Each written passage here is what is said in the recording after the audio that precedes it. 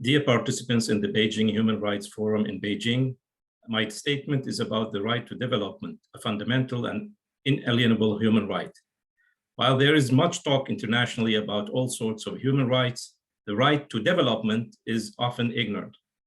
The Declaration on the Right to Development, which was adopted by the United Nations General Assembly in December 1986, stated in the preamble, quote, recognizing that development is a comprehensive economic, social, cultural, and political process which aims at the constant improvement of the well-being of the entire population and of all individuals on the basis of their active, free, and meaningful participation in development, and in the fair distribution of benefits resulting therefrom, end of quote.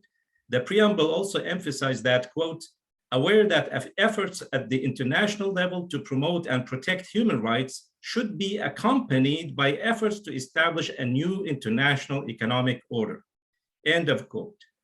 Ladies and gentlemen, the dignity of man is best preserved by freeing man from hunger, poverty, and lack of basic services such as sanitation, clean water, electricity, education, and healthcare.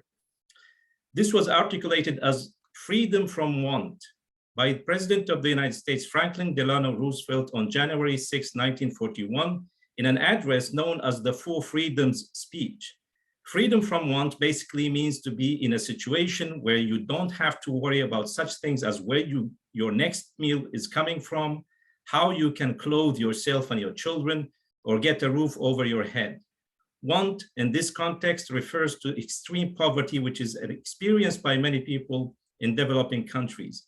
Now, where in the world we find hundreds of millions of people freed from want and given the human right and the tools to participate in their development and the development of their community, their nation, and other nations.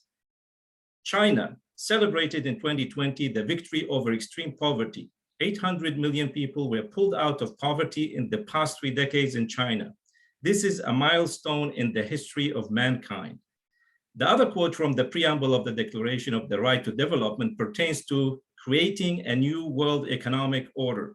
Now, what kind of order can promote this right to development? In my opinion, the Belt and Road Initiative is the most profound and advanced platform upon which such a world order could be built. The Belt and Road Initiative, launched by President Xi Jinping in 2013, has been a great success in terms of bringing more than 140 nations around a concept of economic development and cooperation based on bridging the huge gaps in development, especially financing and building infrastructure, which is an absolute necessity for an economic development process and alleviation of poverty. The Belt and Road Initiative addresses the 3 bottlenecks of development, which are 1, shortage of capital, 2nd, lack of infrastructure, and 3rd, shortage of skilled labor. To resolve these bottlenecks, China contributed to establishing new financial institutions, such as the Asian Infrastructure Investment Bank, the BRICS New Development Bank, the New Silk Road Fund, and so forth. This is in addition to credits provided by Chinese policy banks in the range of $4 trillion dedicated to infrastructure development. China also put its historically unparalleled industrial and engineering capacity in the service of building infrastructure in many parts of the world. China also increased the education and skill capacity building programs with developing nations. Interestingly, the recent BRICS Beijing Declaration reminded the world about the right to development. Point 9 of the Beijing Declaration stated, quote, we agree to continue to treat all human rights, including the right to development, in a fair and equal manner, on the same footing and with the same emphasis, end of quote. What is fascinating about the role of the Belt and Road Initiative is that it provides the tools of economic development to other nations. These are the same tools China itself used and developed in its amazing journey from poverty to prosperity. It is a perfect tool to eliminate hunger, poverty, and disease, which are some of the worst violations of any human rights.